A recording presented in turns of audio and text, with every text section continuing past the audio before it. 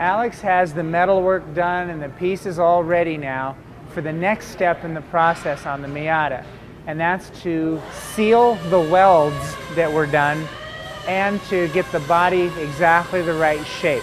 For that you use a small amount of body filler. The body filler Alex is using is gray in color. If you remember from an earlier clip, the filler that came off the vehicle was a pink color. This is a metal-based filler. It doesn't absorb water. This is waterproof filler. It seals up the weld, it waterproofs the steel. It's not affected by water. Anytime you weld a car, there's opportunities for water to get through the welded area. This filler is immune to that water infiltration.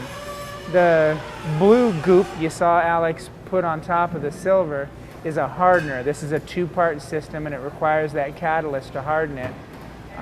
There's a variety of different hardeners for different situations. Alex chose to use a cream hardener on this one. It's important when you're mixing the filler not to mix it on a porous surface.